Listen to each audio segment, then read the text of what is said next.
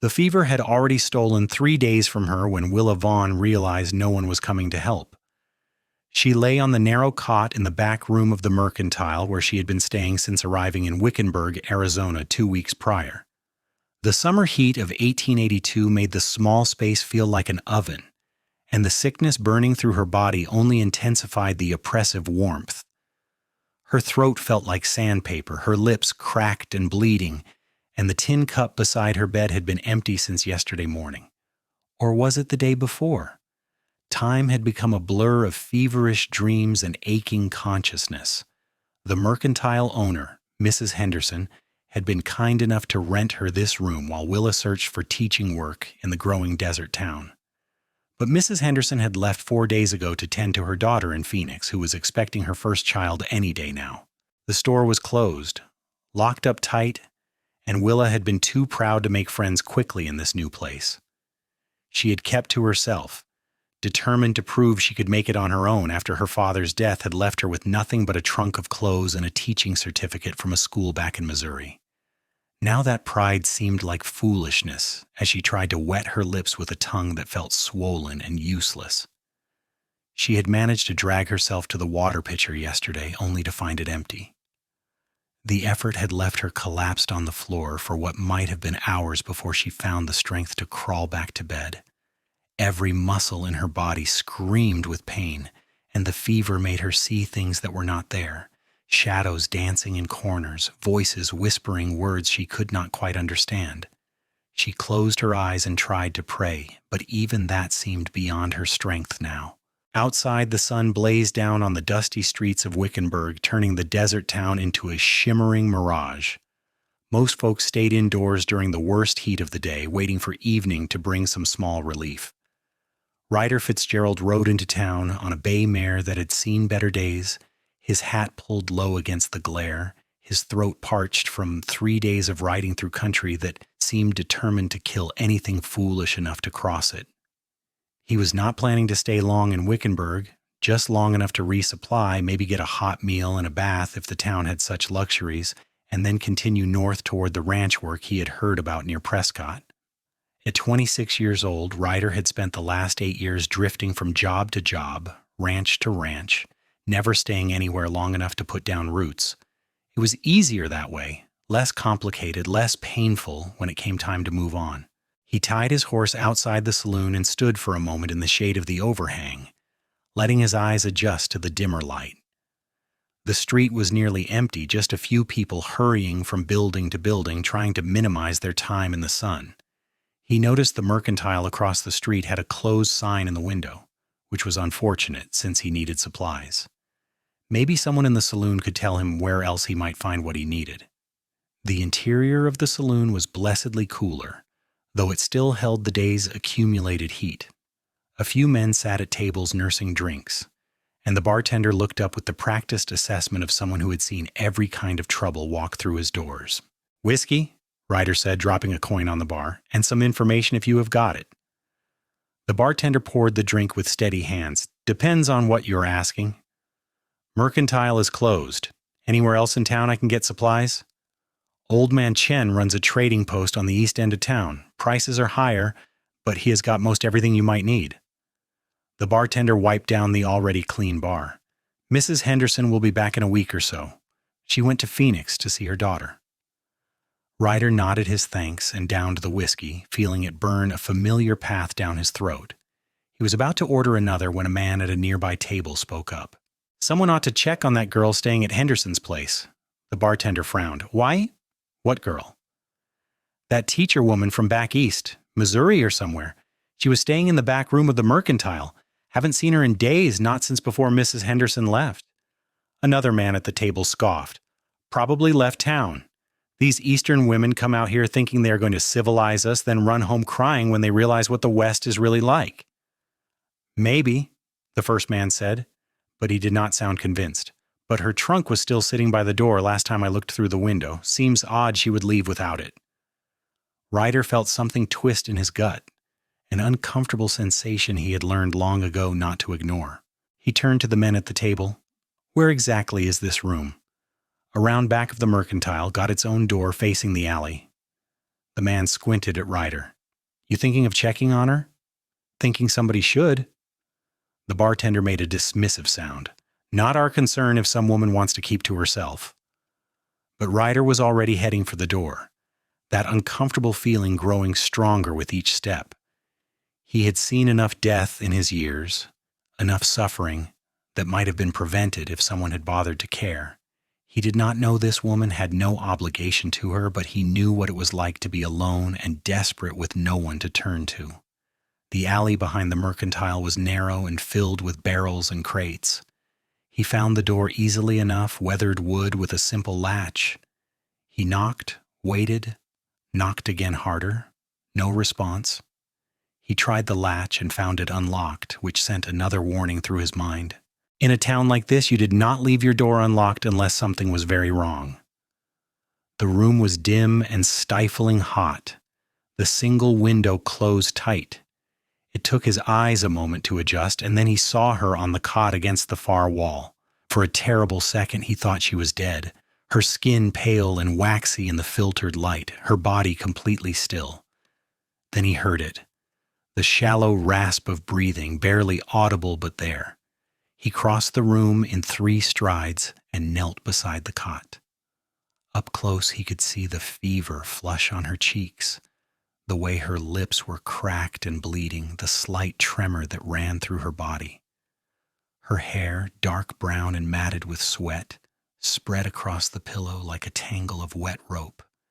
She was young, maybe 22 or 23, and even in her current state he could see she had a delicate beauty to her features, a refinement that spoke of a gentler life than what the West offered.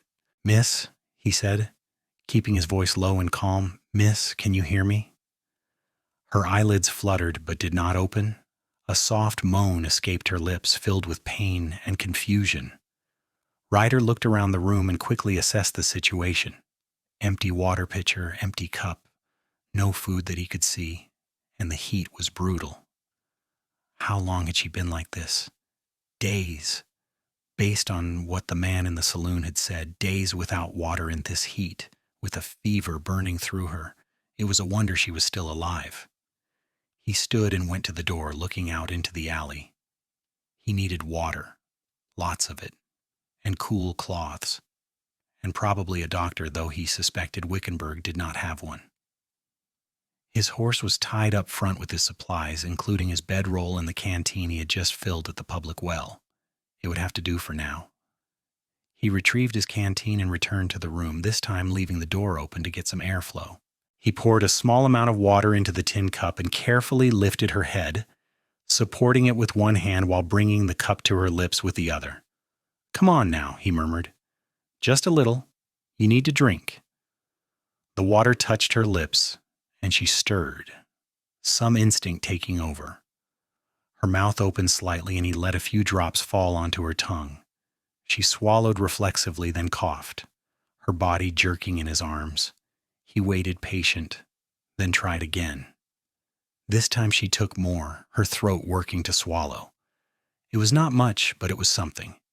He spent the next few minutes getting small amounts of water into her, never too much at once for fear she would choke. When the cup was empty, he wet his bandana with more water from the canteen and gently wiped her face, cleaning away the sweat and dirt. Her skin was burning hot beneath the cloth, the fever raging through her with an intensity that worried him deeply. This was bad, worse than bad. She needed proper care, a real bed in a cool room, medicine, if any, was to be had, and constant attention to make sure the fever did not kill her. He looked down at her face, now slightly cleaner, and felt that twist in his gut again. He should find someone else to take care of her. There had to be other women in town, someone more appropriate than a drifter cowboy with no medical knowledge and no intention of staying. But even as he thought it, he knew it was not going to happen. The men in the saloon had known about her and had done nothing. The people of Wickenburg had left her here to die alone. Whether out of indifference or ignorance did not matter. If he walked away now, she would be dead within a day, maybe less. "Damn it," he muttered, running a hand through his hair. This was not his problem. She was not his responsibility. He had his own plans, his own path to follow. Her hand twitched on the blanket, fingers curling as if reaching for something that was not there. The small movement decided him. He left the room and went to find the trading post, moving quickly through the afternoon heat. The Chinese man who ran it, Mr. Chen, listened to his terse explanation with sharp, intelligent eyes. "The teacher woman," Chen said, nodding. "I wondered what happened to her. She came in here her first week in town, very polite, very proper, but I have not seen her since." "She is in bad shape," Ryder said. "I need clean linens, more water, whatever food you have got that is easy to digest. Broth would be best if you have any, and medicine, anything that might help with fever." Chen moved with efficient speed, gathering items and placing them on the counter. "There is no doctor here. Closest one is in Phoenix, 2 days' ride." "She would not survive the trip." "No," Chen agreed, "she would not. You know how to care for someone with fever?" "I have done it before." Ryder did not elaborate, did not mention the younger brother he had nursed through scarlet fever when he was 17, or the fact that despite his best efforts, Jamie had died anyway. That was a long time ago. A different life. Chen added a few more items to the pile, including a packet of willow bark. "For the fever. Steep it in hot water, let it cool, then get her to drink it. Not pleasant tasting, but it will help." Ryder paid for everything, not bothering to count the cost. Money did not matter if the girl died. He carried the supplies back to the mercantile, making 2 trips to get it all. By the time he returned with the second load, the sun was starting to sink lower in the sky, but the heat showed no signs of breaking. He set about making her as comfortable as possible. First, he stripped the sweat-soaked blanket from her body, noting that she was still fully dressed in a high-necked blouse and long skirt that had to be adding to her misery. He hesitated, knowing the impropriety of what he was thinking, but practicality won out over propriety. She would die in those clothes. Working as quickly and respectfully as he could, he removed her boots and stockings, then unbuttoned her skirt and slipped it off. He left her in her undergarments and chemise, which was still more clothing than ideal, but at least better than the heavy outer layers. Her skin was clammy beneath his hands, alternating between burning heat and sudden chills that made her shiver violently. He soaked one of the clean linens in cool water and began wiping down her arms and legs, trying to bring down the fever through external cooling. She moaned at the touch of the cloth, her head turning from side to side. Her lips moved, forming words he could not quite hear. "Water," she finally whispered, the word barely audible. "I have got water," he said, reaching for the cup. "Come on, open your eyes for me." It took several attempts, but finally her eyelids dragged open, revealing eyes that were a striking shade of green, though currently glassy with fever and confusion. She stared at him without comprehension, her gaze unfocused. "Who?" she started, then stopped, swallowing painfully. "Who are you?" "Name is Ryder Fitzgerald. I'm here to help you. Can you tell me your name?" She blinked slowly, as if trying to remember. Willa Vaughn." "Well, Miss Vaughn, you are in a bad way, but we are going to fix that. First thing is to get more water in you. Think you can manage that?" She tried to nod, the movement small and jerky. He helped her sit up slightly, supporting her back with his arm, and held the cup to her lips. She drank more eagerly this time, desperate for the moisture, but he pulled it away after a few swallows. "Not too much at once, or you will just bring it back up. We will do this slow and steady." Her eyes drifted closed again, but she leaned into his support, as if some part of her recognized safety even through the fever haze. He lowered her back to the cot gently and continued his work, changing the water in the basin twice as it grew warm from her body heat. As evening fell, he lit the lamp and set about making the willow bark tea. The small stove in the corner of the room still had some wood beside it, and he got a fire going, heating water in a battered pot he found among her few possessions. While the water boiled, he straightened up the room, organizing the supplies he had bought, setting out clean cloths and fresh water within easy reach. The domesticity of it felt strange after so many years of living rough, sleeping under stars or in bunkhouses with other ranch hands. He could not remember the last time he had been in a room this small with a woman, tending to anything more domestic than his own meals around a campfire. It stirred something in him, a memory of family and home that he had thought long buried. When the tea was ready, he let it cool until it was drinkable, then faced the challenge of getting Willa to consume the bitter liquid. She fought him at first, turning her head away, but he persisted with gentle firmness. "I know it tastes awful, but it will help with the fever. Just a little bit, come on now." Maybe it was his tone, or maybe some lucid part of her understood, but she finally opened her mouth and let him spoon the tea in. She gagged at the taste, her face twisting in disgust. But most of it went down. He counted that as a victory. The night stretched ahead of him, long and uncertain. He moved his bedroll into the room and positioned it on the floor beside her cot, close enough that he would hear if she needed anything. Every few hours he woke her to drink more water and take more of the willow bark tea. In between he kept up the cool cloths, fighting the fever that seemed determined not to break. She talked in her sleep sometimes, fragments of sentences that painted a picture of her life before Wickenburg. She called for her father, her voice taking on the cadence of a younger girl, pleading with him not to leave.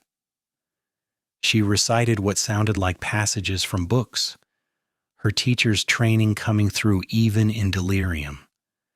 And once in the deepest part of the night she cried, tears sliding down her temples into her hair, her body shaking with sobs she was too weak to fully voice.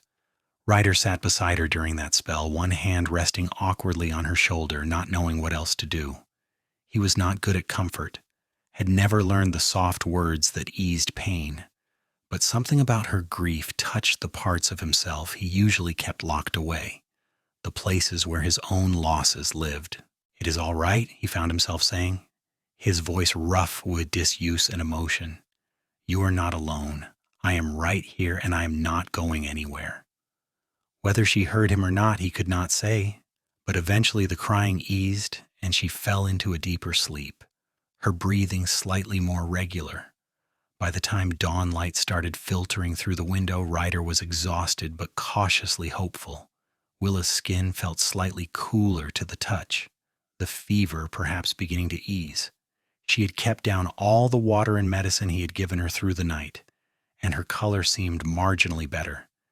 It was too early to say she was out of danger, but at least she was no longer circling the drain. He made himself coffee on the small stove, the bitter brew helping to clear the fog from his mind. He needed to get his horse properly stabled, needed to check in at the saloon and see about a longer-term arrangement for staying in town. He could not keep sleeping on the floor of this room indefinitely, but he also could not leave Willa alone yet. As if she had heard his thoughts, Willa stirred on the cot. Her eyes opened, clearer now than they had been the night before, and she looked around the room with evident confusion. When her gaze landed on him, she startled, her body tensing. "It is all right," he said quickly, holding up his hands to show he meant no harm. "You remember me from last night? Ryder Fitzgerald? You have been sick, real sick. I have been taking care of you." She stared at him for a long moment, and he could see her mind working, trying to piece together memories through the fever haze. Her hand moved to her chest, and she realized she was not wearing her outer clothes. A flush that had nothing to do with fever spread across her cheeks. "My clothes," she said, her voice hoarse but stronger than it had been. "You removed my clothes. You were burning up with fever. They were soaked through with sweat and making things worse. I left you decent," he added, his own discomfort showing in the stiffness of his posture. "But I was not about to let you die for the sake of propriety." The flush deepened, but after a moment she nodded, accepting his explanation even if she did not like it. "How long have I been sick?" "I found you yesterday afternoon. Based on what folks said, you had already been sick for at least 3 days before that." Horror dawned in her eyes. 4 days? I have been lying here for 4 days? "Near as I can figure. You were alone, no one to check on you. The mercantile owner has gone to Phoenix, and I guess no one else in town gave you much thought." She closed her eyes, and he saw her throat work as she swallowed back emotion. I was going to die. If you had not come, I would have died in this room and no one would have known until Mrs. Henderson returned. But you did not die. You are going to be fine.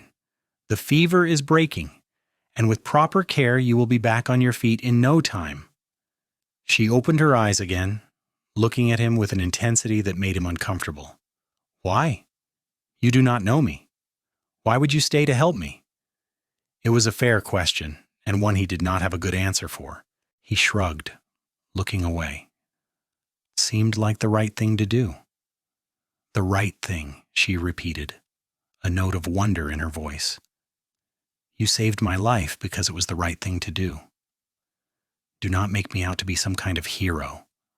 I was just in the right place at the right time. He stood, needing to move, needing to break the weight of her gratitude. You need to drink more water and eat something if you can keep it down. I bought some broth from the trading post. He busied himself with heating up the broth, giving them both time to adjust to this new dynamic. She was awake now, aware, and that changed everything.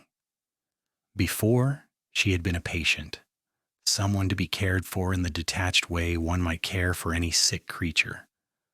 But now she was a person, a young woman with green eyes that saw too much, and he was acutely aware of the impropriety of the situation. When the broth was warm, he brought it to her and helped her sit up, propping her against the wall with the pillow behind her back.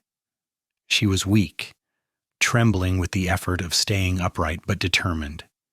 He handed her the cup, and she took it with shaking hands, sipping carefully. This is good, she said after a moment, and thank you. They fell into silence, awkward and heavy. Ryder found himself studying her in the morning light, really looking at her for the first time. She was pretty, he acknowledged, though in a quiet way that might be easily overlooked. Her features were fine and delicate, her nose slightly upturned, her mouth generous despite the damage the fever had done to her lips. But it was her eyes that caught him, intelligent and assessing, the eyes of someone who had learned to read people and situations quickly. You said you're a teacher, he said. More to fill the silence than from real curiosity. That why you came to Wickenburg? She nodded, still sipping the broth slowly. I had heard they were looking for someone to start a school. My father died 6 months ago back in Kansas City. He had been sick for a long time, and by the end, all his money went to doctors and medicine. When he passed, there was nothing left. I had my teaching certificate, and the West seemed like a place where I could start fresh. Rough start to a fresh beginning. A ghost of a smile crossed her lips. Yes, quite rough. I arrived 2 weeks ago, and Mrs. Henderson was kind enough to rent me this room while I got settled. I was supposed to meet with the town council about the school position, but I kept putting it off. I suppose I was nervous, wanted to make a good impression. Then I woke up one morning feeling ill, and it just got worse from there. Well, the town council can wait until you are properly recovered. Focus on getting your strength back first. She finished the broth and handed him the cup, exhaustion already showing in the droop of her shoulders. I cannot pay you. Whatever you spent on supplies and medicine, I cannot repay you right now. I have a little money saved, but it needs to last until I can secure the teaching position. I am not asking to be paid, but you should be. You have already done so much, given up your time. You must have been heading somewhere when you stopped here. He should tell her yes, that he had plans to continue north, that he never stayed anywhere for long, but looking at her, still so weak and fragile, he found himself saying, nothing that cannot wait. The truth was, the job near Prescott was just rumor anyway, might not even exist. And if he was being honest with himself, which he rarely was, he had nowhere he needed to be and no one waiting for him. His life was one long string of temporary stops, meaningless work, and empty nights. What difference would it make if he spent a week or two in Wickenburg instead of somewhere else? Willa's eyes searched his face, and he had the uncomfortable feeling she was seeing more than he wanted to reveal.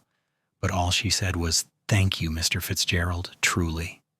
"Ryder, if I am going to be sleeping on your floor and seeing you in your undergarments, I think we can dispense with formalities."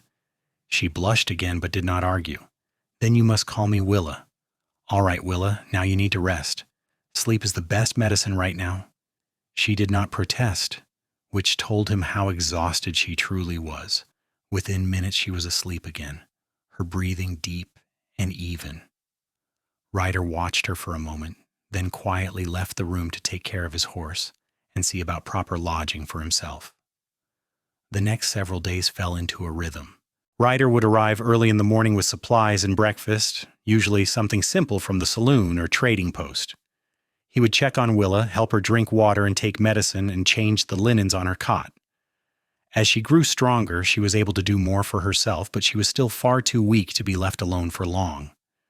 They talked during these visits, at first just simple exchanges to pass the time. She told him about her childhood in Kansas City, her years at the teaching college, her father's slow decline from consumption.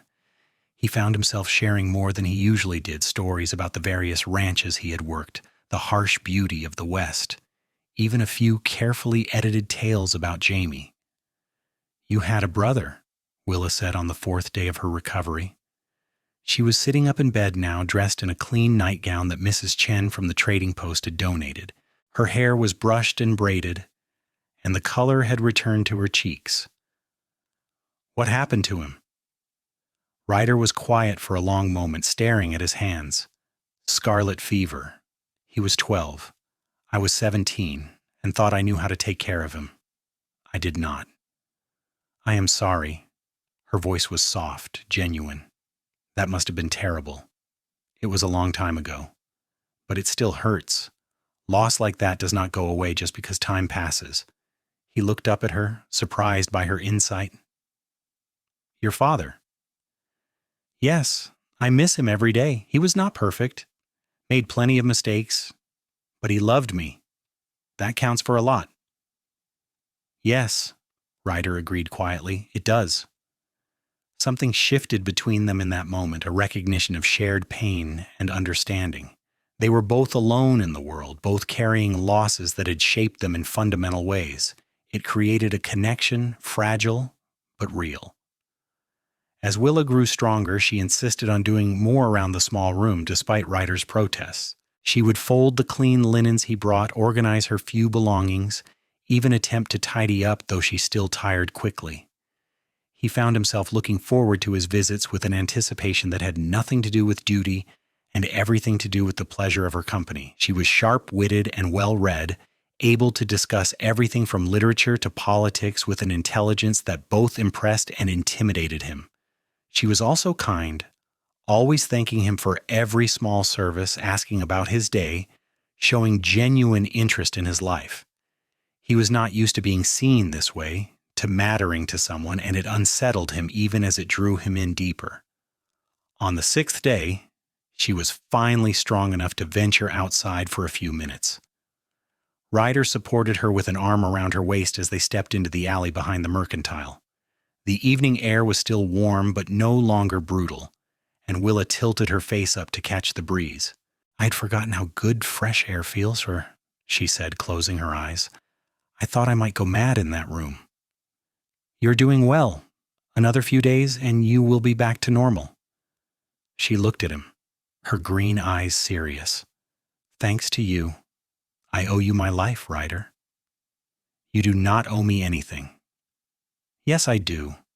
And I intend to repay you somehow, even if it takes me time." "Willa," he started, but she cut him off. "I am serious.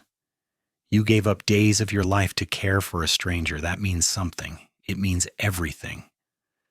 He did not know what to say to that, so he said nothing. They stood together in the fading light, his arm still around her waist, her body warm against his side. Something electric passed between them, a awareness that went beyond gratitude or friendship. He felt it in the way her breath caught, the way she leaned into him just slightly. "Dangerous," a voice in his head warned. This was getting too complicated, too real. He should leave now while he still could, before whatever this was became something he could not walk away from. But he did not leave. Instead, he helped her back inside and settled her on the cot, then made them both coffee on the little stove. They sat together as darkness fell, talking about nothing and everything, and Ryder realized with a mixture of terror and wonder that he did not want to be anywhere else. By the 10th day, Willa was well enough that she no longer needed constant supervision. She could move around the room without assistance, dress herself in the clothes Ryder had carefully laundered for her at the Chinese laundry, even prepare simple meals on the stove. Mrs. Henderson had returned from Phoenix full of apologies and distress when she learned what had happened. "I feel terrible," the older woman said, her hands fluttering nervously. "If I had known you were sick, I never would have left for so long. You poor dear." "It is not your fault," Willa assured her. "I should have made more of an effort to connect with people in town. I was too focused on my own worries."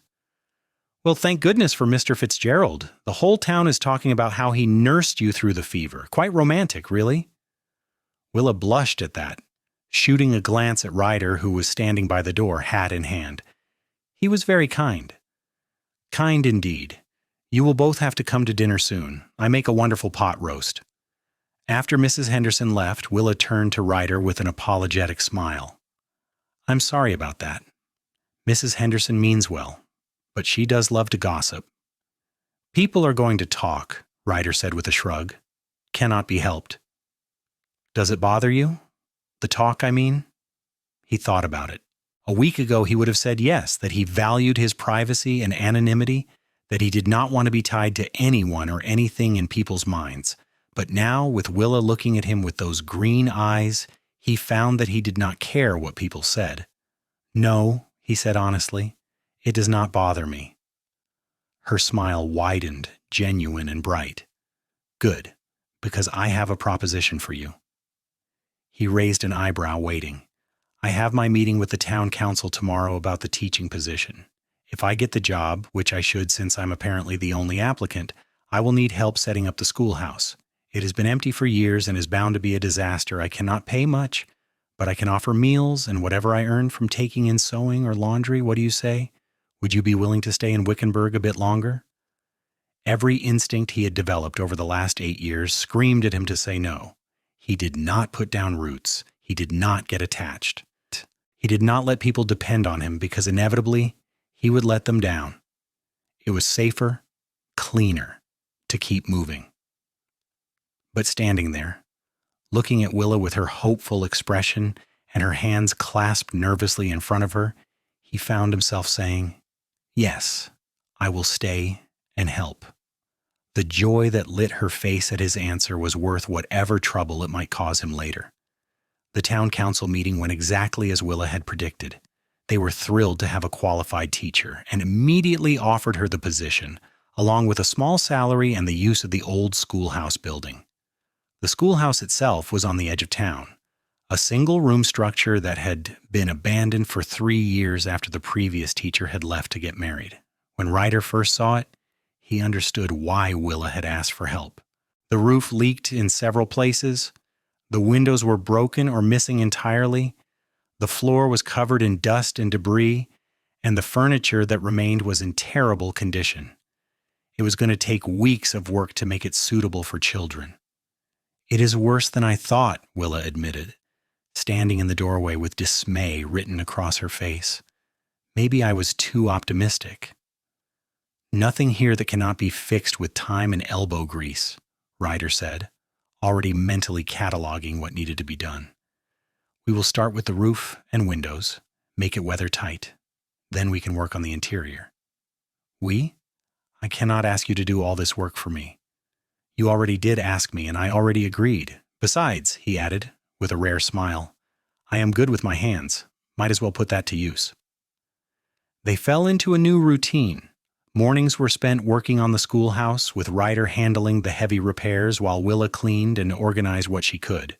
He fixed the roof using materials purchased on credit from Mr. Chen, replaced the broken windows with salvaged panes, and reinforced the walls where weather had weakened them. Willa swept and scrubbed, washed the salvageable furniture, and began planning her lessons. They worked well together, developing an easy partnership built on mutual respect and growing affection. Ryder found himself singing sometimes as he worked, old songs his mother had taught him before she died, songs he had not thought of in years. Willa would smile when she heard him, sometimes joining in with her clear, sweet voice. The people of Wickenburg watched their progress with interest, and gradually Willa began to integrate into the community in ways she had not managed before her illness. Women would stop by with donations for the school old books, slates, chalk, even a globe that was missing several countries but still serviceable. Men would offer advice or spare materials, and children would peek through the windows with curiosity about their new teacher. "You are becoming a fixture," Willa teased Ryder one afternoon as they took a break in the shade of the building. "People are starting to assume you live here." "Do they?" He took a drink from the water canteen, then handed it to her. "Mrs. Henderson asked me yesterday when the wedding was." He nearly choked. "She what?" Willa laughed, though her cheeks were pink. "I told her we were just friends, that you were helping me as a kindness. I do not think she believed me." "And what do you believe?" The question was out before he could stop it, more direct than he had intended. Her laughter faded, and she looked at him with suddenly serious eyes. "I believe I'm grateful for your friendship, and I believe that I would be sad if you left Wickenburg." "Just sad?" "Very sad," she admitted quietly. "You have become important to me, Ryder. More important than is probably wise, given that you are a man who does not stay in one place." He should have taken the out she was offering, should have agreed that yes, he was a drifter and always would be, that she should not count on him. Instead, he found himself reaching for her hand, lacing his fingers through hers. What if I wanted to stay? What if I was tired of drifting? Her breath caught, and he saw hope kindle in her eyes. "Are you? Tired of drifting?" Was he?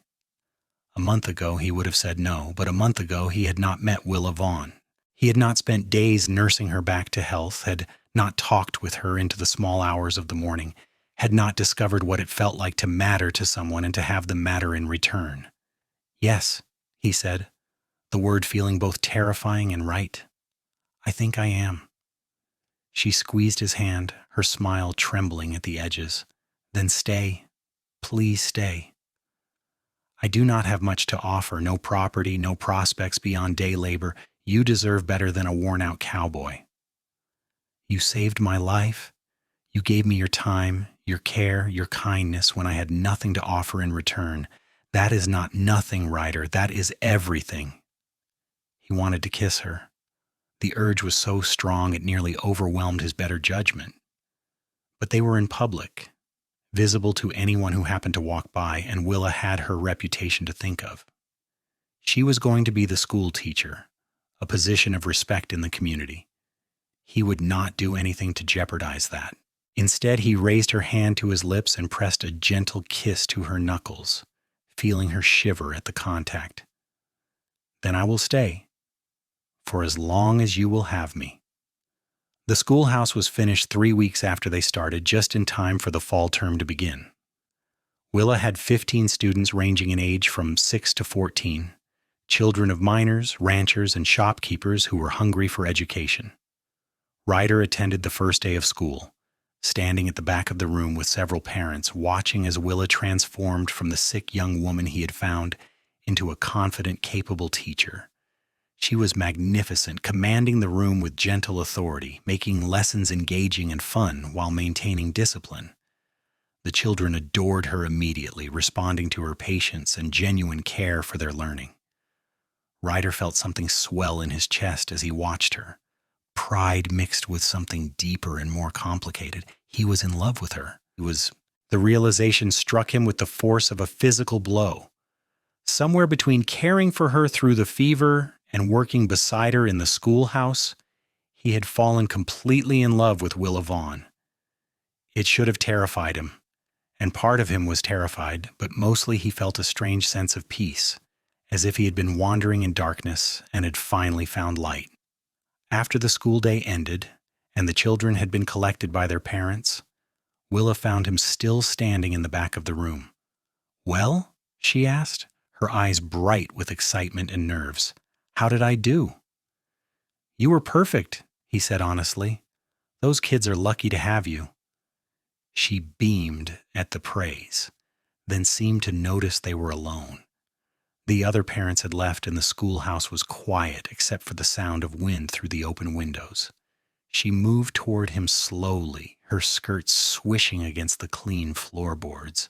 "I could not have done this without you," she said when she reached him. "The school, the recovery, all of it. You gave me back my life. You would have managed. Maybe, but it would not have been the same." She reached up and touched his face, her hand soft against the rough stubble of his jaw. "I know we have not known each other long, but I need to tell you something." His heart was pounding. His breath caught somewhere in his throat. "What?" "I love you." The words came out in a rush, as if she had been holding them in for too long. "I know I should not, that it is too soon and probably foolish, but I cannot help it. I love you, Ryder Fitzgerald." Joy, pure and overwhelming, flooded through him. He pulled her into his arms, crushing her against his chest, feeling her arms wrap around him in return. "I love you too," he said into her hair. "God help me, Willa, I love you too." She tilted her face up to his, and this time he did not hesitate. He kissed her, slow and deep, pouring everything he felt into the contact. She responded with equal passion, her fingers tangling in his hair, her body pressed against his. It was everything a first kiss should be, sweet and desperate and full of promise. When they finally broke apart, both breathing hard, Willa laughed, the sound bright with happiness. "I suppose the town gossips were right after all." "About what?" "About us. About this being romantic." She sobered slightly, her eyes searching his. "What happens now?" "Now?" He traced the curve of her cheek with his thumb. "Now I find proper work so I can support a wife. Now I talk to the pastor about getting married. Now I spend the rest of my life making you happy if you will have me." Tears filled her eyes, but they were good tears, happy tears. That was a terrible proposal. Was it? He grinned, feeling lighter than he had in years. "Want me to try again?" "No," she said, laughing through her tears. "No, it was perfect, and yes, I will marry you." He kissed her again, softer this time, reverent. Outside, the Arizona sun beat down on Wickenburg, turning the desert into gold. Inside the little schoolhouse, two people who had been lost found themselves in each other, and the future stretched ahead of them bright with possibility. They were married 6 weeks later in a simple ceremony at the small church in town. Willa wore a dress made by Mrs. Henderson and several other women in town who had taken her under their collective wing. Ryder bought a new suit from Mr. Chen, his first new clothes in 3 years.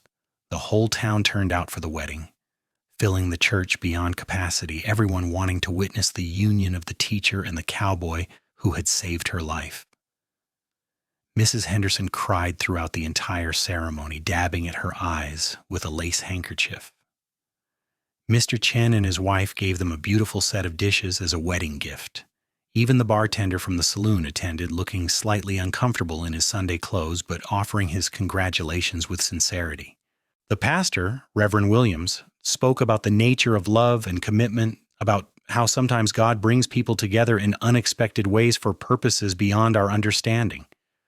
Ryder, standing at the altar watching Willa walk toward him on the arm of Mr. Henderson, who had agreed to give her away, thought about how true those words were. If someone had told him 3 months ago that he would be getting married in a dusty Arizona town to a school teacher he barely knew, he would have laughed in their face. But here he was, and he had never been more certain of anything in his life. "I do," Willa said, when asked if she would take Ryder as her husband, her voice clear and strong, her eyes never leaving his face. "I do," Ryder echoed when his turn came, the words feeling like both an ending and a beginning. When the pastor pronounced them man and wife and told him he could kiss his bride, Ryder did so with a gentleness that belied his rough exterior, mindful of the audience but unable to completely hide the depth of his feeling. Willa's hand came up to rest against his chest, right over his heart, and he knew she could feel how it raced. The reception was held at Mrs. Henderson's house, the largest in town with enough yard space to accommodate everyone. There was music and dancing and food in abundance, people contributing whatever they could to celebrate the newlyweds. Ryder danced with his wife for the first time, holding her close as someone played a fiddle and others clapped along. "Happy?" he asked, looking down into her glowing face. "Happier than I knew was possible," she answered. "You?" "Terrified," he admitted, with a rueful smile, "and happy, mostly happy."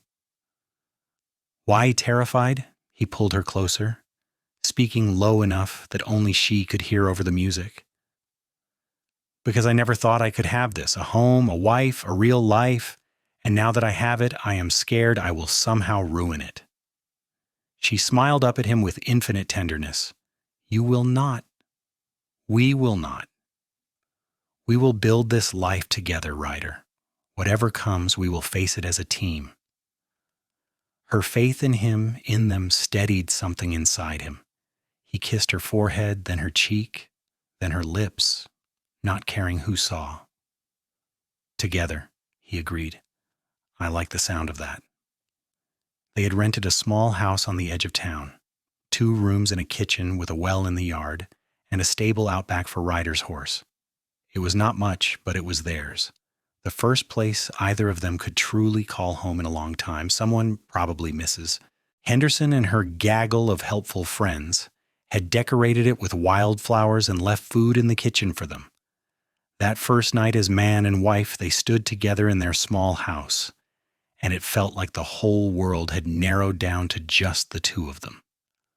Ryder was nervous in a way he had not expected, aware that for all his rough living, he had little experience with the kind of intimacy marriage required. But Willa seemed to understand, moving close to him and taking his hands in hers. "We have time," she said softly. "All the time in the world to figure this out together." He pulled her into his arms, resting his chin on top of her head, breathing in the scent of her hair. "How did I get so lucky?" "I think I am the lucky one. You saved my life, gave me a home, gave me love. What more could I possibly ask for?" "A husband who knows what he is doing," she laughed, the sound muffled against his chest. "I think we are both going to have to figure this out as we go, but that is all right. That is part of the adventure." They spent that night learning each other, slowly and tenderly, with laughter and gentle touches and whispered words. Ryder had never felt more vulnerable or more alive, and when they finally fell asleep tangled together in their marriage bed, he sent up a silent prayer of thanks for fever and coincidence and the strange paths that had led him to this moment. The weeks turned into months, and they settled into married life with surprising ease. Willa taught during the day while Ryder worked as a ranch hand at a spread about 5 miles out of town, riding out early each morning and returning in time for supper. It was steady work, honest work, and the pay was enough for them to live on with a little left over to save. Their evenings fell into a comfortable pattern. Willa would have dinner waiting when he got home, and they would eat together while she told him about her students and he shared stories from the ranch. After dinner, they would sit on their small porch and watch the sunset over the desert, talking about their dreams for the future or simply enjoying the comfortable silence that comes between 2 people who are truly at ease with each other. "I want children," Willa said one evening about 4 months into their marriage. "Not right away necessarily, but someday, a whole house full of them." Ryder tightened his arm around her shoulders. They were sitting on the porch steps, her leaning against him as stars began to appear in the darkening sky. "I think you would be a wonderful mother. And you would be a wonderful father. You are so patient and kind, nothing like what you pretend to be." "What do I pretend to be?" "Tough, untouchable. The lone cowboy who does not need anyone." She tilted her head to look up at him. "But I know the truth. You have the softest heart of anyone I have ever met." He snorted, uncomfortable with the assessment, even though part of him was pleased by it. "Do not let that get around. I have a reputation to maintain." "Your secret is safe with me," she promised, smiling. Then, more seriously, "Do you want children?" "I just assumed, but I should have asked." "Did he?" The question made him think of Jamie, of the brother he had failed to save.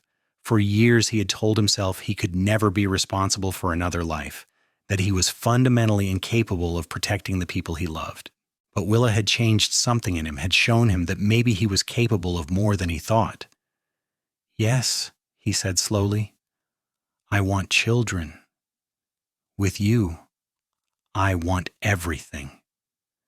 She kissed him then, sweet and lingering, and he felt the last of his old fears begin to dissolve. He was not that 17-year-old boy anymore, helpless in the face of disease and death. He was a man, with a wife he loved and a future worth fighting for. Winter came to Wickenburg, bringing cooler temperatures and occasional rain that turned the desert briefly green. The school continued through the season, with Willa proving herself to be not just a good teacher, but an exceptional one. Her students thrived under her care, and parents regularly expressed their gratitude for the difference she was making in their children's lives. Ryder continued his work at the ranch, gradually earning the respect of the other hands and the ranch owner, a gruff but fair man named Thomas Blackwell, who appreciated hard work and honesty. When one of the older hands retired in February, Blackwell offered Ryder a permanent position as foreman, with better pay and a small house on the ranch property if he wanted it. Ryder talked it over with Willa that night, unsure if she would want to move from their home in town. But she surprised him by being enthusiastic about the idea. "Think about it," she said, her eyes bright with excitement. "Our own house, larger than this one, with land around it, we could have a garden, maybe some chickens, and I could still teach. It is not that far from town. It would mean a longer ride for you in the mornings." "I can handle a longer ride, Ryder. This is an opportunity, real security, a chance to build something lasting. We should take it." So they did. By March, they had moved into the foreman's house on the Blackwell Ranch, a sturdy 3-room structure with a covered porch and a view that stretched for miles. It was the nicest place either of them had ever lived, and they threw themselves into making it truly a home. Willa planted her garden, coaxing vegetables from the stubborn desert soil with determination and knowledge gleaned from Mrs. Henderson. Ryder built a proper chicken coop and bought 6 laying hens from a farmer in town. They acquired furniture piece by piece, some bought, some built by Ryder in the evenings, slowly filling their house with the tangible markers of a life being built together. It was during this time that Willa realized she was pregnant. She had suspected for a few weeks, but waited to be certain before telling Ryder. When she finally did, standing in their kitchen with the late afternoon sun streaming through the windows, his reaction was everything she could have hoped for. First shock, his eyes going wide and his mouth falling open. Then joy, so intense and pure it brought tears to his eyes. He picked her up and spun her around, laughing like a child, then set her down carefully as if she had suddenly become fragile. "Are you certain?" he asked, his hands on her shoulders, his gaze searching her face. "As certain as I can be. Mrs. Chin confirmed it this morning. We are going to have a baby, Ryder." He pulled her into his arms, holding her so tight she could barely breathe, and she felt him trembling.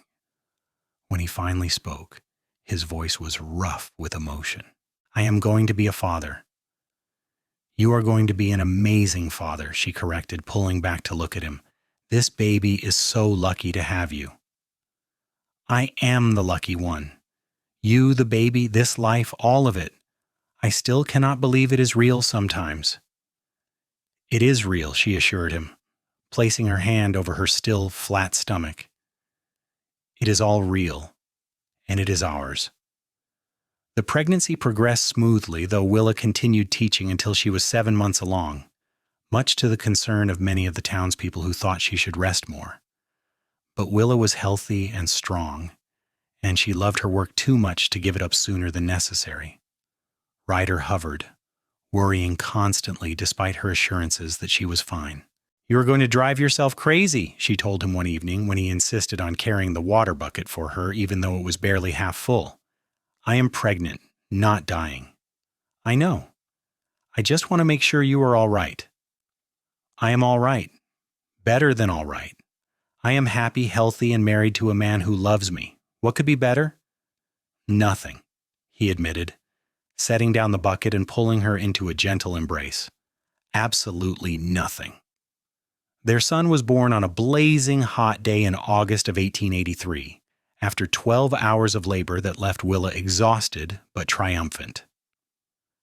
Mrs. Henderson attended the birth along with a midwife from town, and Ryder paced outside the house the entire time, wearing a path in the dirt and jumping at every sound from within.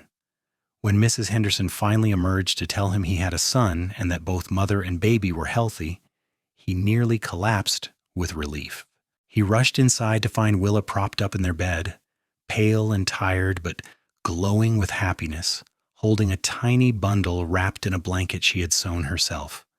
"Meet your son," she said softly, and carefully transferred the baby into Ryder's awkward arms. He looked down at the small red face, the tiny fingers that gripped his thumb with surprising strength, and felt his heart crack open in a way it never had before. This was his child, his son, a person who would depend on him for everything. The weight of responsibility was staggering, but so was the love, instant and overwhelming. "He is perfect," Ryder whispered, unable to look away from the baby. "He is absolutely perfect." "What should we name him?" Willa asked. They had discussed names endlessly over the last few months, but had never quite decided on anything. Now, looking at his son, Ryder knew what felt right. "James," he said, "for my brother. James Fitzgerald, if that's all right with you." Willa's eyes filled with tears, understanding the significance of the gesture. "James is perfect. Hello, little James. Welcome to the world." Fatherhood transformed Ryder in ways he could not have predicted. The baby required constant care, and he found himself learning how to change diapers, warm milk, and soothe crying fits in the middle of the night.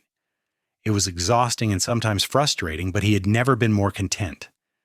This was what had been missing from his life all those years of drifting purpose, connection, love that was both given and received. Willa recovered from the birth quickly, her natural vitality reasserting itself.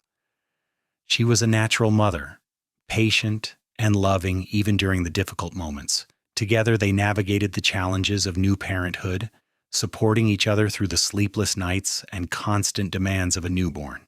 When James was 6 weeks old, they took him to church for the first time, and the entire town came out to see the baby and offer their congratulations. Ryder stood with his arm around Willa, their son sleeping peacefully in her arms, and felt a swell of belonging. These people were not just neighbors anymore. They were community, family in a way that went beyond blood. "You have really made a life here," Thomas Blackwell said after the service, clapping Ryder on the shoulder. "I am proud of you, son. You're doing good work, raising a fine family." "Thank you, sir, for everything. The job, the house, all of it. You gave me a chance when you did not have to. You earned it with your work. But I will tell you something." Blackwell leaned in, lowering his voice. "When I first hired you, I did not think you would last a month. You had that look about you like you were already halfway gone, but then you met your wife, and everything changed. Love does that sometimes. Gives a man a reason to stay when he might otherwise run." Ryder looked at Willa, laughing with a group of women who were cooing over the baby, and nodded. "Yes, it does." The years that followed were the happiest of Ryder's life. James grew from a baby into a curious, active toddler, then a bright young boy who loved nothing more than following his father around the ranch. Willa returned to teaching when James was 2, bringing him with her to the schoolhouse where he would play quietly in the corner while she taught her lessons. When James was 3, Willa became pregnant again, and this time she gave birth to twin girls. The delivery was more difficult, and for a few terrifying hours, Ryder thought he might lose her. But Willa was strong, stronger than anyone gave her credit for, and she came through it with determination and their 2 daughters. They named the girls Elizabeth and Catherine, and they were as different as night and day despite being twins. Elizabeth was quiet and thoughtful, content to sit and look at books for hours. Catherine was loud and adventurous, always getting into mischief and leading her brother on wild expeditions around the ranch. Their house, once so empty, now rang with the sounds of children laughing, crying, playing. It was chaotic and messy and perfect. Ryder would come home from work to find toys scattered across the floor. Willa trying to cook dinner while keeping one eye on the twins, and James eagerly waiting to tell him about everything that had happened that day. It was everything he had never known he wanted. On their 5th wedding anniversary, Ryder and Willa managed to get away for an evening, leaving the children with Mrs. Henderson, who was more than happy to babysit. They rode out to a spot Ryder had found years ago, a small rise that overlooked the valley, arriving just as the sun was beginning to set. They sat together on a blanket, sharing a simple meal and watching the sky turn brilliant shades of orange and pink. It was quiet except for the wind and the occasional call of a bird, peaceful in a way that their busy household rarely was. "Do you ever regret it?" Willa asked suddenly. "Staying here, marrying me, giving up your freedom?" Ryder turned to look at her, this woman who had changed his entire life. She was older now, a few lines around her eyes from squinting in the desert sun, her hair pulled back in a practical bun rather than the elaborate style she had once worn. But to him she was more beautiful than ever. Her beauty not in spite of the years, but because of them, because of everything they had lived through together. "Never," he said firmly. "Not even for a second. You gave me a life worth living, Willa. You gave me a home, a family, a reason to wake up in the morning. How could I ever regret that? I just worry sometimes that you miss the adventure, the freedom of the open road." He took her hand, lacing their fingers together. "You are my adventure, you and the children. Every day with you is better than 1,000 days of wandering alone. Do you regret it? Taking a chance on a drifter cowboy who showed up out of nowhere?" "Never," she echoed, squeezing his hand. "You saved my life in more ways than one. I was so lost when I came to Wickenburg, so scared and alone. And then you were there, and everything changed. You gave me love, security, a family. You gave me everything I ever dreamed of and so much more." He kissed her as the sun sank below the horizon, a kiss that held 5 years of love, trust, and partnership. When they broke apart, the stars were beginning to emerge, brilliant and countless in the clear desert sky. "I love you," he said, the words as true and necessary as breathing. "I will love you until the day I die and every day beyond that." "I love you too," she whispered, "always." They stayed there until full dark, talking about the children, making plans for the future, simply being together in the peaceful silence. When they finally rode back to town to collect their children, Ryder felt a bone-deep contentment that he knew was rare and precious. This was what life was meant to be, not the lonely drifting of his youth, not the empty years of going through motions without purpose. This messy, complicated, beautiful life with Willa and their children. This was everything. As James grew older, Ryder taught him to ride, to rope, to do all the things a rancher's son needed to know. But he also made sure the boy had his education, sitting with him in the evenings to practice his letters and numbers, encouraging him to read everything he could get his hands on. He wanted more for James than he had had. More opportunities, more choices. The twins were a constant source of chaos and joy. Elizabeth proved to have her mother's love of learning and would often sit beside Willa in the schoolhouse, absorbing everything like a little sponge. Catherine was more interested in the outdoors, begging to go with Ryder on his rounds of the ranch, undeterred by the heat or the hard work. When James was 7 and the twins were 4, Willa became pregnant once more. This pregnancy was unexpected, and she was exhausted from chasing after 3 active children while still teaching. But she was also happy, excited to bring another life into their growing family. Their 4th child, a boy they named Daniel, was born in the spring of 1891. He was a calm baby, easygoing in a way their other children had not been, as if he understood that his parents were tired and needed an easier time of it. James was thrilled to have a brother. doting on the baby in a way that made both Ryder and Willa's hearts swell with pride.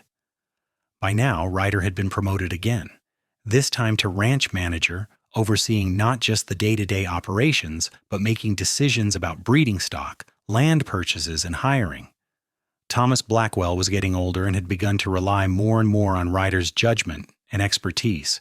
There was talk, quiet but persistent, that Blackwell might leave the ranch to Ryder when he passed, having no children of his own and considering Ryder to be like a son. Willa had become a fixture in the community, beloved by her students and their parents. She had taught nearly every child in Wickenburg at some point, and her influence could be seen in the growing literacy and education levels of the town. The town council had tried to hire additional teachers as the population grew, but none stayed long. They all agreed that Willa Fitzgerald was special, a teacher who truly cared about her students' success. Life was not without its challenges.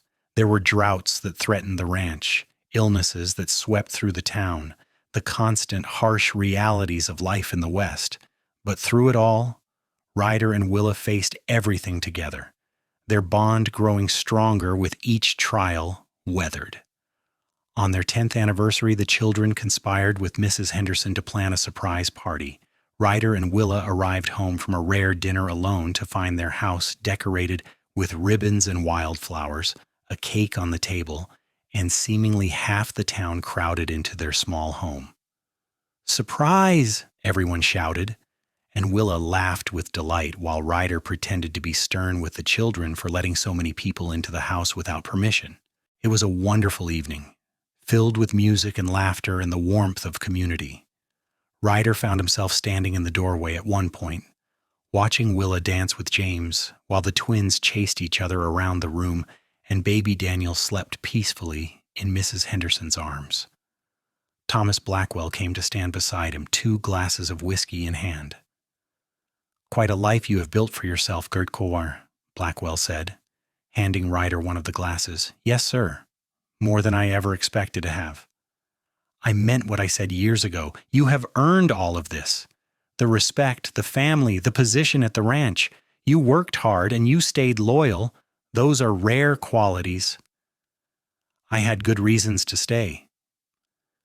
Blackwell nodded toward Willa. "She is something special, your wife. A strong woman. You are a lucky man." "I know it. Every single day I know it." They drank in companionable silence, watching the party continue around them. Later, after everyone had gone home and the children were asleep, Ryder and Willa sat on their porch as they had done countless times before. 10 years, Willa mused, her head resting on Ryder's shoulder. It seems like both a lifetime and no time at all. "I know what you mean. Sometimes I still cannot believe this is my life." "Do you ever think about what would have happened if you had not come to Wickenburg that day? If you had ridden past, headed somewhere else?" He thought about it, really thought about it. "I would have missed everything. You, the children, this home. I would have kept drifting until I was old and alone, with nothing to show for my years but worn-out boots and faded memories of places that did not matter." "I would have died," Willa said quietly, "in that room behind the mercantile, alone and forgotten. You saved me, Ryder. You gave me life, and then you gave me a reason to live it." "You saved me too," he said, pressing a kiss to the top of her head. "I was lost before I met you. I just did not realize it." "We saved each other then. That seems fitting."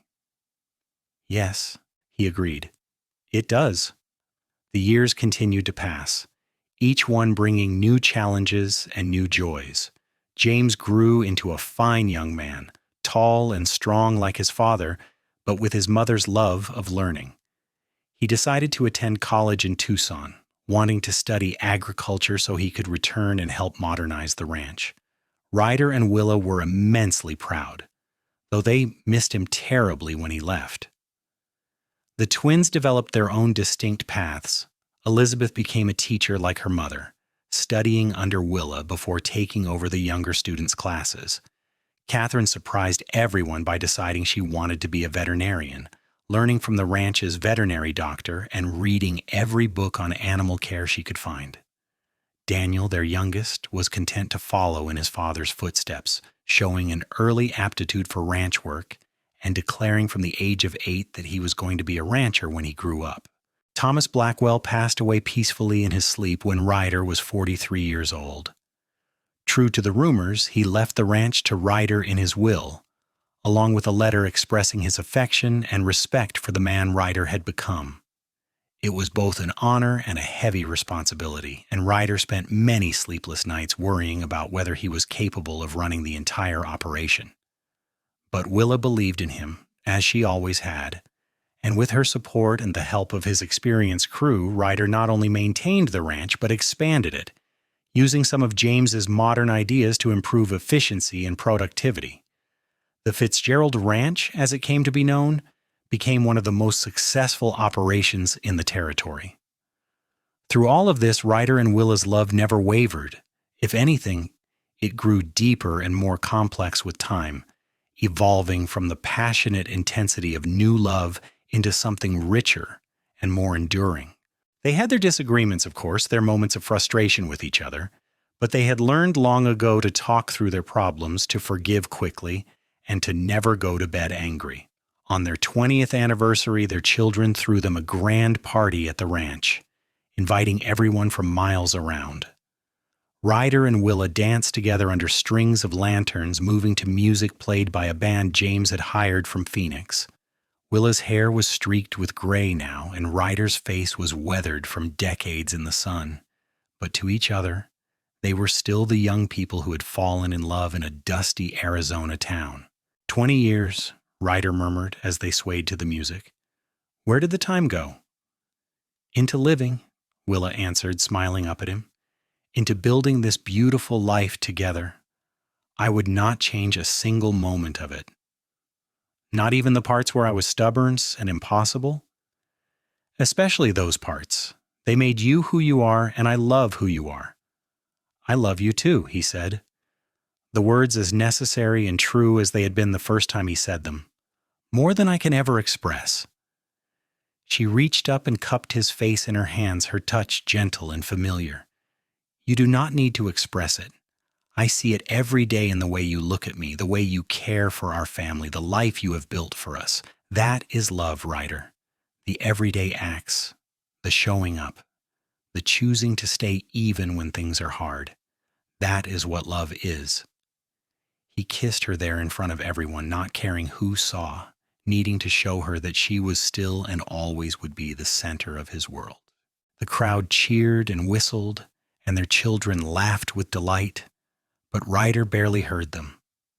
For him, there was only Willa, only this moment, only the eternal gratitude he felt for the fever that had brought him into her life.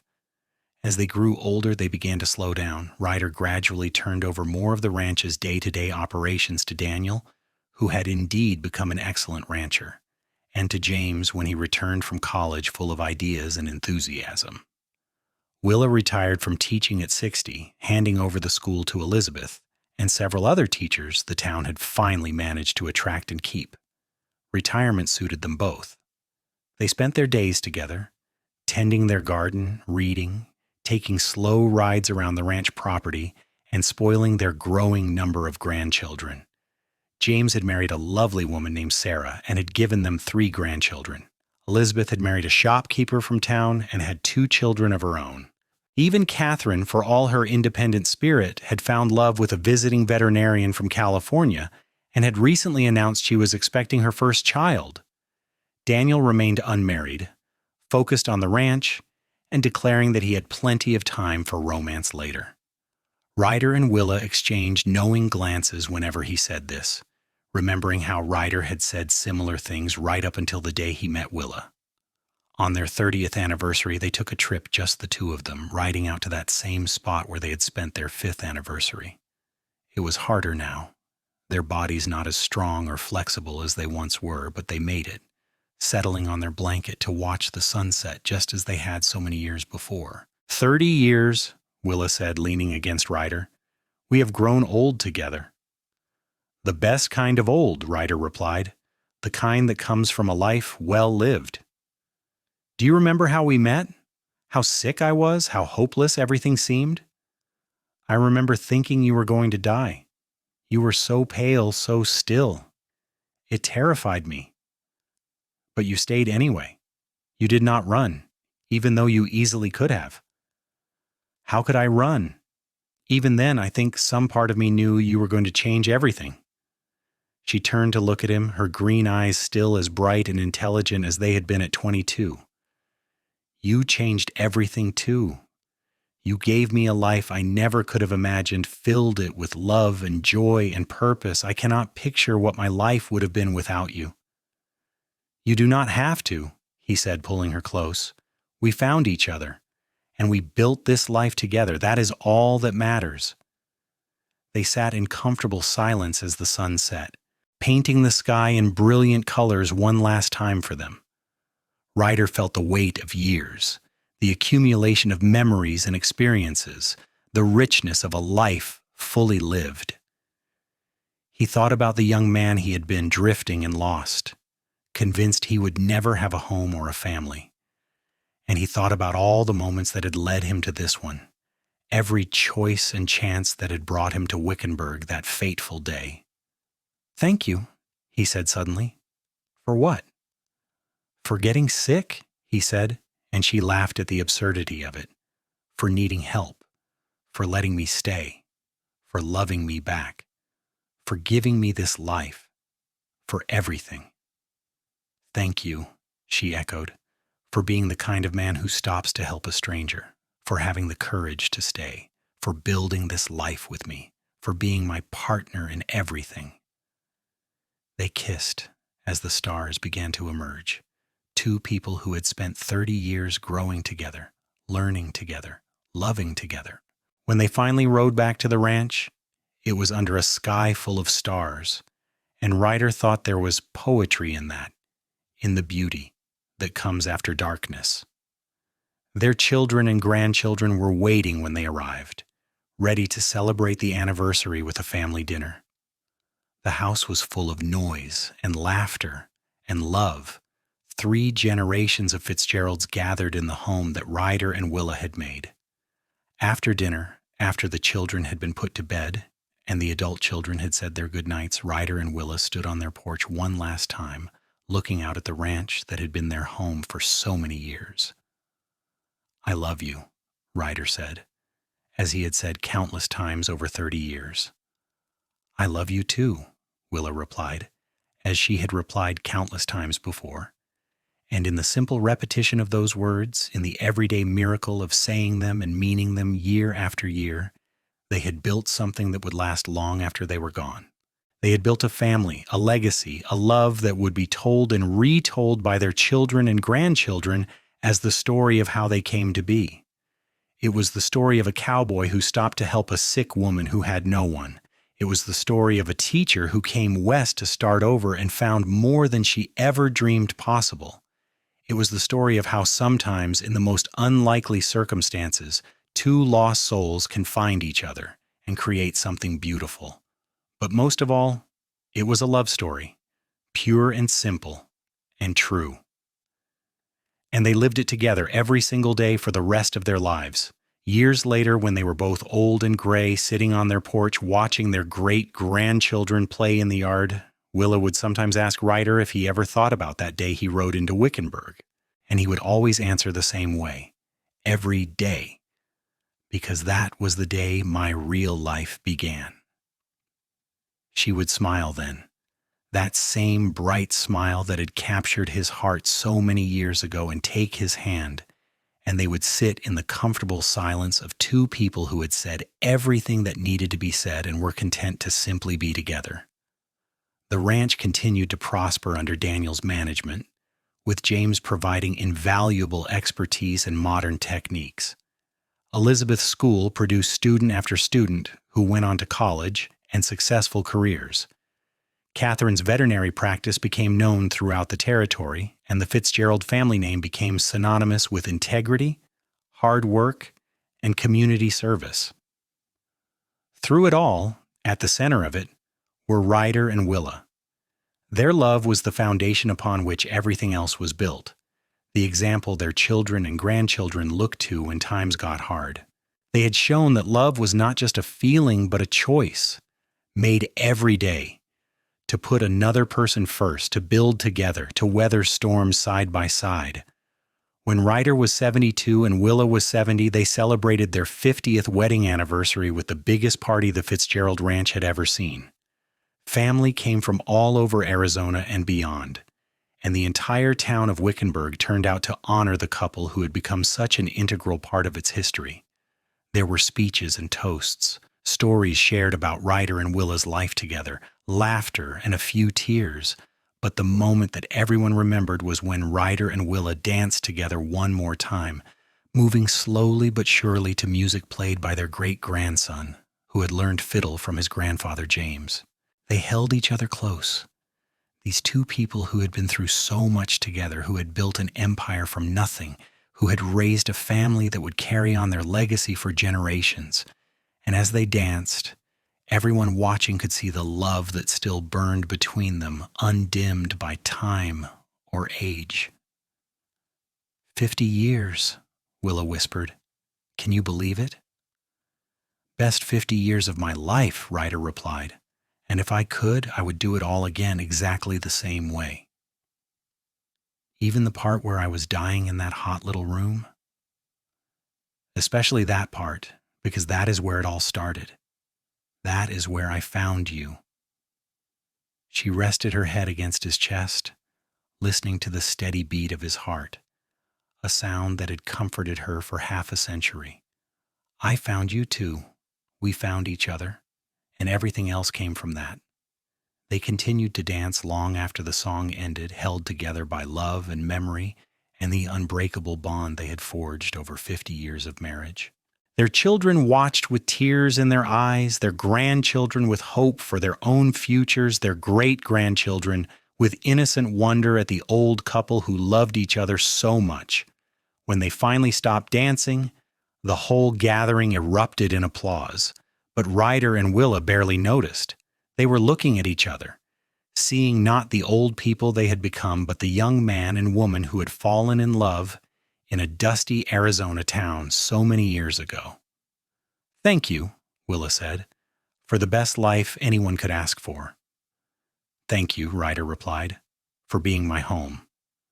Ryder Fitzgerald lived to be 78 years old. He died peacefully in his sleep, in the bed he had shared with Willa for over 50 years, with his wife holding his hand and their children gathered around them.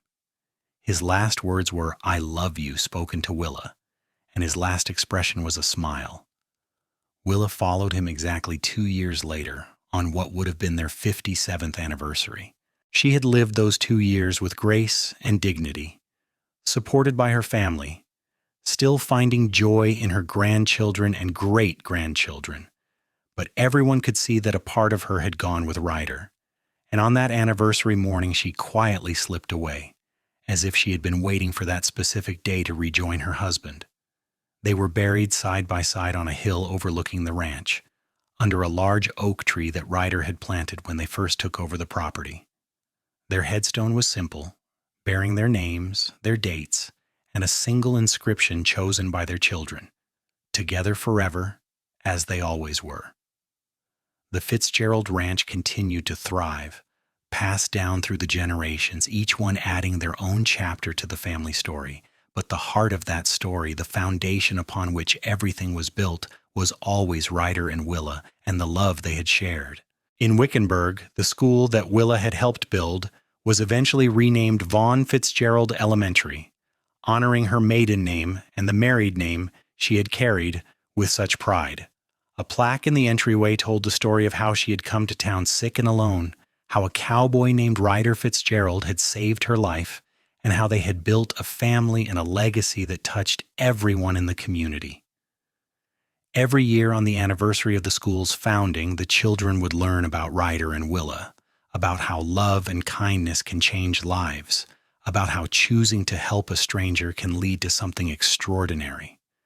And every year the teachers would point out that while the story had romance and drama, the real lesson was simpler. That showing up matters, that caring for others matters, that love expressed through action is the most powerful force in the world. The old mercantile building where Willa had nearly died was preserved as a historical site. The small back room maintained exactly as it had been, a reminder of how close they had come to never having their story at all. Visitors would stand in that room and try to imagine the scene. The sick young woman, the cowboy who decided to stay, the moment when everything changed. And on warm summer evenings, if you stood on the porch of the Fitzgerald house and looked out over the ranch, you could almost see them, Ryder and Willa, sitting together and watching the sunset, still in love after all these years, still together as they had promised to be. Their story became part of the fabric of Wickenburg, Arizona, told and retold, each generation adding their own understanding and interpretation, but the core of it never changed. She was sick with no one to bring her water, and the cowboy stayed and nursed her through it. And from that simple act of compassion grew a love that lasted a lifetime and a legacy that would never be forgotten. In the end, that is what mattered.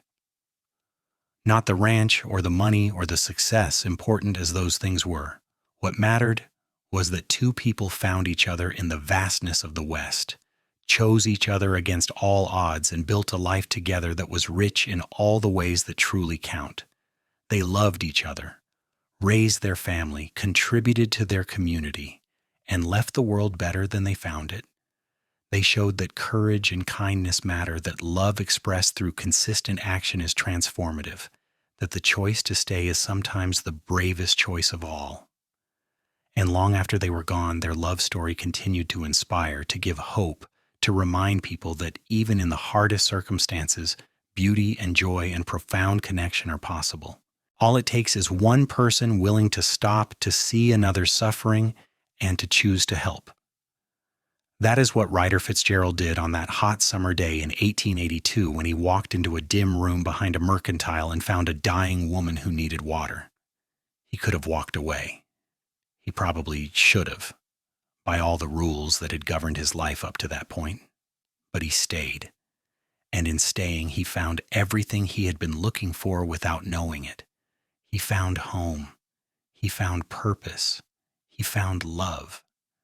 And Willa, for her part, found all of those things too, found them in a rough cowboy with gentle hands and a heart bigger than he knew.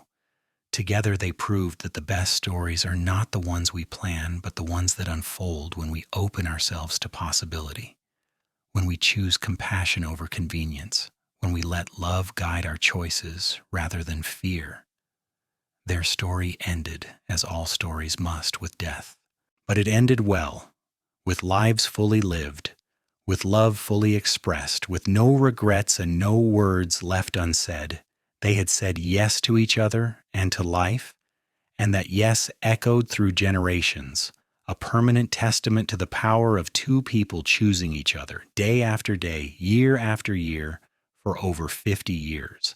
And if that is not a happy ending, nothing is. The Fitzgerald Ranch still stands today, over 140 years after Ryder and Willa first made it their home. It is still run by their descendants, still a thriving operation, still a place where family comes first and integrity matters.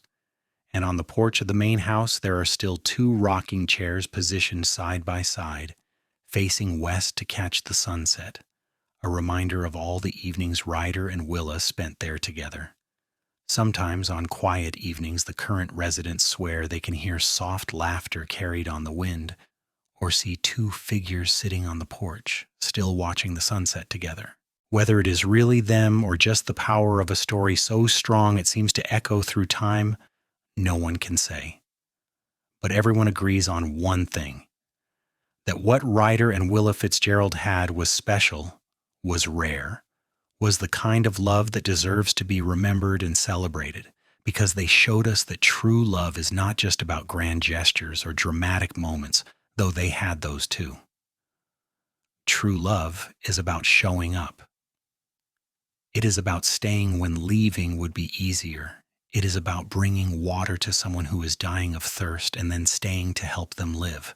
It is about building something together, day by day, choice by choice, until you have created a life and a legacy that will outlast you both. That is what Ryder and Willa Fitzgerald did. And that is why their story, begun in a desperate moment of need and nurtured through decades of partnership, remains an inspiration to everyone who hears it. They proved that love can save us, transform us, and give our lives meaning beyond what we ever dreamed possible.